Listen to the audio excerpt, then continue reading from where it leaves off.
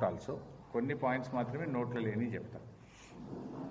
రాష్ట్ర భవిష్యత్తుకు మంచిది అంటే చాలా లెక్కలు చెప్పాలి. నేను గణాంకాలు చెప్తున్నా చాలా వరకు. ఆ గణాంకాలు ఏంటంటే తప్పుపోయే అవకాశం ఉంటుంది కనుక నేను I'm giving a note also. యాక్చువల్గా హైదరాబాద్లో వెళ్దాం అనుకున్నా, బట్ ఇక మెదక్లో ఉన్నాం, మా మిత్రులందరూ కూడా స్టాఫర్స్ ఉన్నారని ఇక్కడనే మాట్లాడుతున్నా. ఆ గణాంకాలు అంకెలు తప్పుపోకూడదని చెప్పి ఐఎమ్ గివింగ్ ఏ నోట్. ఈరోజు ఆయన ప్రసంగంలో అంటే మొన్న 16వ ఆర్థిక సంఘం వచ్చినప్పుడు కూడా రాష్ట్ర ప్రభుత్వం ఆర్థిక సంఘాన్ని కూడా తప్పుదో పట్టించే విధంగా రాష్ట్రం అప్పుల కుప్పైందని చెప్పే ప్రయత్నం చేశారు. ఈరోజు ముఖ్యమంత్రి గారి ప్రసంగంలో కూడా గత 10 ఏళ్లలో ప్రభుత్వం అప్పులు చేసింది అని చెప్పి మా మీద బురద జల్లేటువంటి ప్రయత్నం చేస్తున్నారు. అంటే ప్రభుత్వ వేదికల మీద ఫైనాన్స్ కమిషన్ లాంటి కాన్స్టిట్యూషనల్ బాడీని కూడా తప్పుదో పట్టించే విధంగా ఈ ముఖ్యమంత్రి గారు మాట్లాడడం ఇది చాలా దురదృష్టకరం, సిగ్గుచేటు కూడా. ఎందుకంటే అసలు రేవంత్ రెడ్డి ఆయన ప్రభుత్వం ఏర్పడ్డదే అబద్ధాల పునాదుల మీద. అబద్ధాల పునాదుల మీద ప్రజల్ని నమ్మించి మాయ మాటలు చెప్పి అధికారంలోకి వచ్చిండ్రు. ఏం చెప్పిండ్రు? 100 రోజుల్లో 6 గ్యారెంటీలు అమలైనాయా? కాలేదు. డిసెంబర్ 9 నాడే 2 లక్షల రుణమాఫీ చేసి తీర్థమన్నారు. దాదాపు 10 నెలలు అయిపోయి ఏడాది దగ్గరకు వస్తుంది, రుణమాఫీ పూర్తి కాలేదు. తులం బంగారం అన్నారు, 5 లక్షల రూపాయల భరోసా కార్డు అన్నారు, 4,000 పింఛన్ అన్నారు. పక్కన చంద్రబాబు నాయుడు ఆంధ్రప్రదేశ్లో గద్దెనెక్కిన మొదటి రోజే 4,000 పెన్షన్ ఇచ్చిండు కదా. నువ్వెందుకు ఇవ్వవు? నువ్వు అన్నావు కదా డిసెంబర్లో ఇందిరమ్మ రాజ్యం రాగానే 4,000 పెన్షన్ ఇస్తా అన్నావు కదా. కేసీఆర్ 200 ఉన్న పెన్షన్ 2,000 చేస్తా అన్నాడు. మొదటి నెలలోనే ముఖ్యమంత్రిగా పదవీ బాధ్యతలు చేపట్టిన మొదటి నెలలోనే కేసీఆర్ 2,000 ఇచ్చిండు. 10 అంతలు పెంచుతా అన్నాడు. మొదటి టర్ములో 200 1000 చేసిండు, మళ్ళీ గెలిస్తే 2,000 చేస్తా అంటే 2,000 మొదటి నెలలోనే 2,000 ఇచ్చిండు కేసీఆర్. పక్కన ఆంధ్రప్రదేశ్లో చంద్రబాబు నాయుడు మొదటి నెలలోనే 4,000 ఇచ్చిండు. నువ్వు 10 నెలలు అయింది, నీ ఏమైనా నీ 4,000 అని నేను అడుగుతా ఉన్నా. ఏమైనా నీ 4,000? 10 నెలలు అయినా నీ 4,000 రాకపోయా. అంటే రేవంత్ రెడ్డి గారి అన్నీ కూడా అబద్ధాల పునాదుల మీద ఇవాళ అధికారంలోకి వచ్చిండు. దురదృష్టం ఏంటంటే ప్రభుత్వాన్ని కూడా అబద్ధాల పునాదుల మీదే నడుపుతున్నాడు. ఇట్లా ప్రభుత్వాన్ని అబద్ధాల పునాదుల మీద నడిపితే రాష్ట్ర భవిష్యత్తు ప్రశ్నార్థకంగా మారే ప్రమాదం ఉంటుంది. రాష్ట్ర భవిష్యత్తు దెబ్బతినేటువంటి అవకాశం ఉంటుంది. అసెంబ్లీలో తెలంగాణ రాష్ట్ర ప్రభుత్వ ఆస్తులు అప్పులు అని ఒక వైట్ పేపర్ రిలీజ్ చేసినారు. ఆ రోజు 6,85,000 కోట్ల అప్పులు అని చెప్పారు. నేను ఆ రోజే చెప్పిన ఈ ప్రభుత్వం డిసెంబర్లో ఏర్పడితే వచ్చే 4 నెలల్లో కాంగ్రెస్ ప్రభుత్వం తీసుకుపోయే అప్పును కూడా అందులో కలిపి చెప్పారు. డిసెంబర్ 7 నాడు రేవంత్ రెడ్డి ఎక్కిండు, డిసెంబర్ 7 2023 నాడు ఎక్కిండు. అందులో ఏం పెట్టిండ్రు? మార్చి 2024 దాకా కాంగ్రెస్ ప్రభుత్వం తీసుకున్న అప్పులను కూడా అలా కలిపి చెప్పారు. తీసుకోబోయే అప్పులు ఇంకా అప్పటికి తీసుకొని కూడా అలా కలిపేసారు పుణ్యాత్ములు. అంటే ఏదో ఒక రకంగా తమ చేతగానితనాన్ని, తమ ఫెయిల్యూర్స్ను గత ప్రభుత్వం మీద నెట్టివేసి చేతులు దులుపుకోవాలని రేవంత్ రెడ్డి చూస్తున్నాడు. ఇడిచిపెట్టామా? ఎట్టి పరిస్థితుల్లో నేను ఇడిచిపెట్టాం. వాస్తవం ఏంది? యాక్చువల్గా నేను ఇక్కడ చెప్తలేను, అసెంబ్లీలోనే చెప్పిన. నిండు శాసనసభలో బడ్జెట్ సమావేశాల చర్చలో చెప్పిన. నేను బడ్జెట్ మీద మొన్న నేనే బీఆర్ఎస్ పార్టీ పక్షాన మాట్లాడి ఈ అప్పుల మీద కాంగ్రెస్ పార్టీ రేవంత్ రెడ్డి చేస్తున్న దుష్ప్రచారాన్ని నిండు శాసనసభలోనే చెప్పాను. కానీ వాళ్ళకి బుద్ధి రాలే, సోయి రాలే. అదే అబద్ధాన్ని మళ్ళీ మళ్ళీ చెప్తున్నారు. ఒక అబద్ధాన్ని 100 సార్లు చెప్తే నిజమైతుంది అనేటువంటి రీతిలో గోబల్స్ను మించిపోయి రేవంత్ రెడ్డి ప్రభుత్వం అబద్ధాలు మాట్లాడుతూ ఉన్నది. నేను అసెంబ్లీలో చెప్పిన, ఇక్కడ చెప్తలేను. రేవంత్ రెడ్డి అక్కడ కూర్చొని ఉండగా, ఆర్థిక మంత్రి భట్టి విక్రమార్క కూర్చొని ఉండగా శాసనసభలో వాళ్ళని కూర్చోబెట్టి చెప్పిన, తప్పుంటే ఇక్కడే చెప్పండి అని శాసనసభలోనే వాళ్ళని నిలదీసిన. ఆడనేమో అసెంబ్లీలో నోర్లు మూసుకున్నారు, బయట మాత్రం వేదికల మీద మళ్ళీ అవే అబద్ధాలను ప్రచారం చేసే ప్రయత్నం చేస్తున్నారు. బీఆర్ఎస్ ప్రభుత్వం తీసుకున్నటువంటి అప్పు 6,85,000 కాదు, అది కేవలం 4,26,000 మాత్రమే అని చెప్పి చాలా స్పష్టంగా అసెంబ్లీలో నేను చెప్పడం జరిగింది. 4,26,000ను 6,85 చేసి చెప్తున్నారు. ఆ 4,26,000లో కూడా ఉదయ్ స్కీమ్ కేంద్ర ప్రభుత్వం బలవంతంగా డిస్కాంల అప్పులు రాష్ట్ర ప్రభుత్వం తీసుకోవాలని మెడ మీద కత్తి పెడితే తీసుకున్న 9,000 ఉన్నాయి ఆ 4,26లో. ఆ 4,26లో కరోనా వచ్చినప్పుడు 2 ఏళ్లు కేంద్ర ప్రభుత్వమే మీరు ఎక్కువ క్యాపిటల్ ఎక్స్పెండిచర్ చేయండి అని మన మీద బలవంతంగా ఒత్తిడి పెడితే 27,000 కోట్లు కరోనా సందర్భంగా చేసిన అప్పు కూడా ఈ 4,26లోనే ఉన్నది. ఇది కాకుండా రాష్ట్రానికి ఆర్థిక సంఘం నుంచి గ్రాంట్గా రావాల్సినటువంటి 2,459 కోట్లు కేంద్రం గ్రాంట్గా ఇవ్వాల్సింది అప్పుగా ఇచ్చింది కూడా ఈ 4,26లోనే ఉంది. ఉన్నది 4,26. మొన్న అసెంబ్లీలో చెప్పింది 6,85. ఇవాళ తెలంగాణ ప్రజాపాలన దినోత్సవంలో 7 లక్షల చిల్లర చెప్పిండు ముఖ్యమంత్రిగా, వెంచుతూనే ఉన్నాడు. కానీ అసెంబ్లీలో 6,85 అన్నాడు, ఇవాళ ప్రజాపాలనలో 7 అంటున్నాడు. అసలు 10 ఏళ్ల బీఆర్ఎస్ పాలనలో జరిగిన అప్పు 4,26,000 మాత్రమే. ఇది రాష్ట్ర ప్రభుత్వం చెల్లించాల్సిన అప్పు, రాష్ట్ర ప్రభుత్వం కట్టాల్సింది, రాష్ట్ర ప్రభుత్వం గ్యారంటీగా తీసుకున్నది, రాష్ట్ర ప్రభుత్వం కడుతున్నటువంటి అప్పు 4,26,000 మాత్రమే. ఈ 4,26లో కరోనాలో కేంద్రం చెప్తే చేసిన 27,000 కోట్లుంది. డిస్కాంల అప్పు రాష్ట్ర ప్రభుత్వం తీసుకున్న 9,000 కోట్లుంది. కేంద్ర ప్రభుత్వం గ్రాంట్గా ఇవ్వాల్సిన బదులు అప్పుగా ఇచ్చిన 2,500 కోట్లు కూడా ఇళ్ళనే ఉండదు. అన్ని కలిపితే కూడా 4,26. కానీ అసెంబ్లీలో 6,85 అంటావు, 7 అంటావు. ఇది తప్పు అని నేను నిండు శాసనసభలో కూడా చెప్పిన. అంటే ఎవడైనా నేను దివాలా దివాలా అంటే రాష్ట్రానికి పరువు ఉంటుందా, పరపతి ఉంటుందా?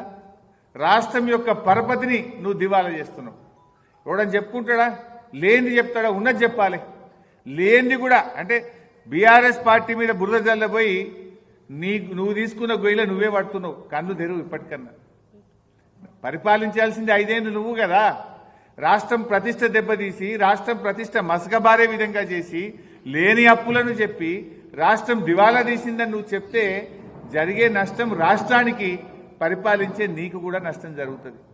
రాష్ట్రం యొక్క గౌరవం దెబ్బతింటది. ఏ మూర్ఖుడు కూడా ఇట్లాంటి పని చేయడు, ఏ పిచ్చి వాళ్ళు కూడా ఇట్లాంటి పని చేయరు. కానీ మీరు దురదృష్టం ఏంటంటే నీకు రాష్ట్ర రాజకీయాల కంటే, నీకు రాష్ట్ర భవిష్యత్తు కంటే నీ రాజకీయాలు ముఖ్యమైపోయింది. నీకు రాష్ట్ర భవిష్యత్తు కోసం పనిచేయాలి. ఎవరు పదవిలో శాశ్వతం కాదు. ఉన్నంతకాలం నిజాయితీగా పనిచేయి, ప్రజల కోసం పనిచేయి, ప్రజలకు ఇచ్చిన మాట మీద దృష్టి పెట్టు. పొద్దుగాలేస్తే నువ్వు కేసీఆర్ను వల్లించకుండా నువ్వు బతకలేవైంది. నీకేమన్నా రోగమా శాపం ఉందో నాకైతే అర్థమవుతలేదు. మాట్లాడితే కేసీఆర్ని తిడతావు. నువ్వు ప్రజలకు ఇచ్చిన హామీ ఏంది? ఇప్పుడు ఓట్లున్నాయా, సీట్లున్నాయా? గా రైతుల గురించి ఆలోచించు, మహిళలకు ఇస్తా అన్న 2,500 గురించి ఆలోచించు, వృద్ధులకు ఇస్తా అన్న 4,000 పెన్షన్ గురించి ఆలోచించు, రుణమాఫీ పూర్తి చేయి, వానకాలం పంట పూర్తవుతుంది గా రైతు భరోసా 7,500 చెప్పనై. అరే పిల్లలంతా రోడ్ల మీద పురుగులన్నం తినలేక రోడ్ల మీదకి వస్తున్నారు. ఇవాళ కూడా ఎక్కడో స్కూల్లో రోడ్ల మీదకి వచ్చి మేము తినలేకపోతున్నాం, పురుగులన్నం పెడుతున్నారు అంటున్నారు. గవర్నమెంట్ స్కూళ్ళన్నీ కుప్ప అయిపోతున్నాయి, హాస్టళ్లు కుప్ప అయిపోతున్నాయి. ఎస్సీ హాస్టళ్లలో ఇదివరకు బట్టలు రాలే, పిల్లలకు బుక్స్ రాలే, పిల్లలకు భోజనం లేదు, కాస్మోటిక్ ఛార్జెస్ లేదు, ఆగమైపోతున్నారు. ఎస్సీ ఎస్టీ గురుకులాల పిల్లలు ఆగమవుతున్నారు. దాని మీద ఆలోచన చేయి. చేయాల్సిన పని ఇచ్చిపెట్టి పొద్దుదాకా కేసీఆర్ తిట్టుడే గిదా నువ్వు చేసేది. బాధ కలుగుతుంది. పొద్దుగాల అమరవీరుల స్తూపం దగ్గర పోయిండ్రు. ఎవరున్నారే ఫోటోలో చూసిరా మీరు? అంత తెలంగాణ ద్రోహులే ఉన్నారు దాంట్లో. దానం నాగేంద్రనాడు పక్క పూట ఒక్కనాడన్నా జై తెలంగాణ అన్నోళ్ళు కాదు, ఒక్కనాడు తెలంగాణ కోసం కొట్లాడినోడు కాదు. ఈ ముఖ్యమంత్రి ఏమో తుపాకీ పట్టుకొని బయలుదేరినోడు. రే ఎవడరా జై తెలంగాణ అంటాడని తుపాకీ పట్టుకుంటే వెళ్ళిండి పుణ్యాత్ముడు. దానం నాగేంద్ర ఒక కట్టెలు పట్టుకుని కొట్లాడిండు తెలంగాణ ఉద్యమకారుల మీద. వీళ్ళు పోయి తెలంగాణ అమరవీరులకు ఇలా శ్రద్ధాంజలి ఘటిస్తుంటే వాళ్ళ ఆత్మ ఘోషిస్తుంది. ఆ ఫోటో చూస్తే బాధ అవుతుంది. అందులో ఉన్న వాళ్ళు ఒక్కలన్నా జై తెలంగాణ అని రోడెక్కిన వాళ్ళు కాదు, తెలంగాణ ఉద్యమంలో ఒక్కనాడు కొట్లాడిన వాళ్ళు కాదు.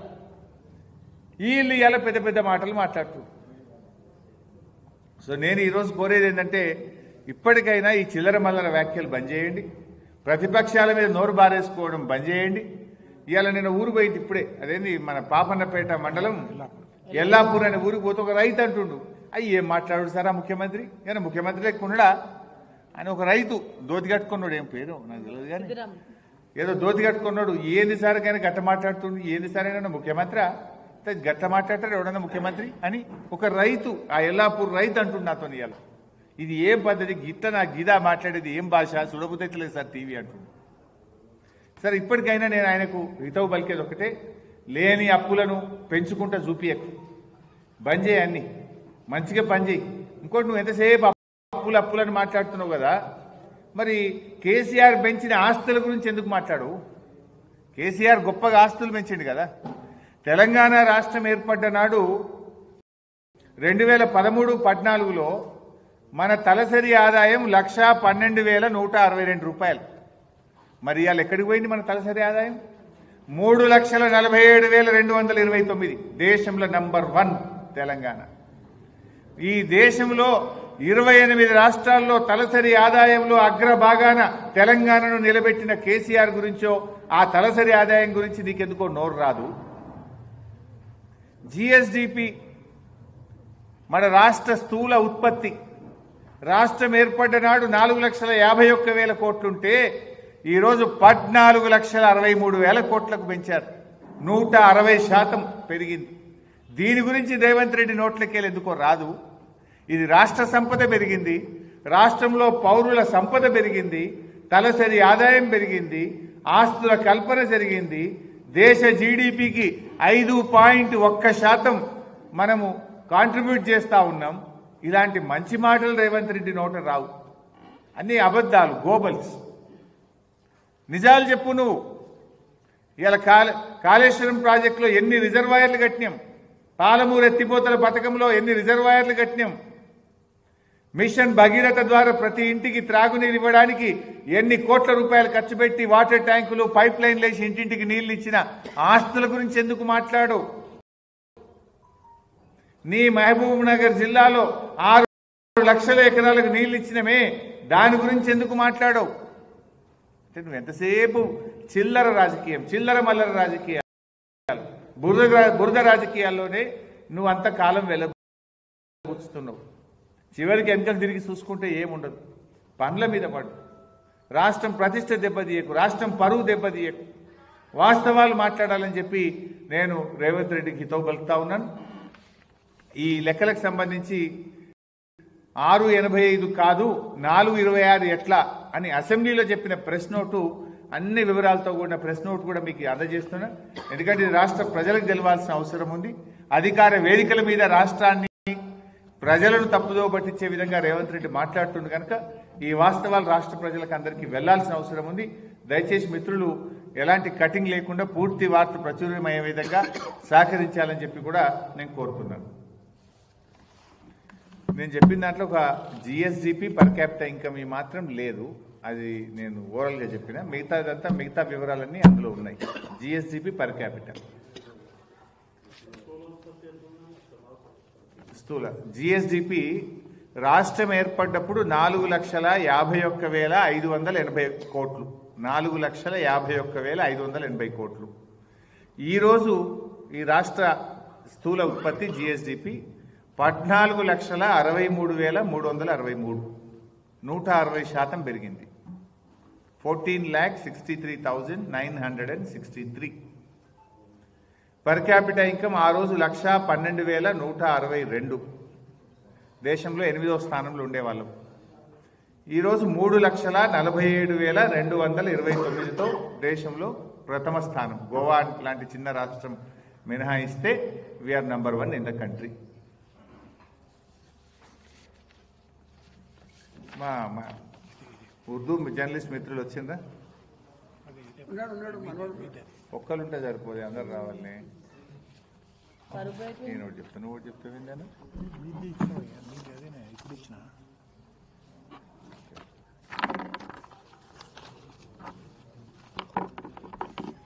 आएंगे भैया, थोड़ी देर खाना खाने के बाद बात कर लेंगे उर्दू का.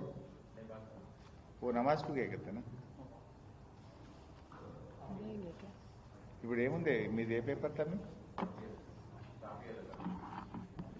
साफिया ढक्कन पूरी सियासत मुंसिफ और रहनमा और अपना एमआईएम पार्टी का एतमाद सहारा खाना खा के बात कर लेंगे, मिलके खाना खा लेंगे। పట్టించే విధంగా ఈ ముఖ్యమంత్రి గారు మాట్లాడడం ఇది చాలా దురదృష్టకరం, సిగ్గుచేటు కూడా. ఎందుకంటే అసలు రేవంత్ రెడ్డి ఆయన ప్రభుత్వం ఏర్పడ్డదే అబద్ధాల పునాదుల మీద ప్రజల్ని నమ్మించి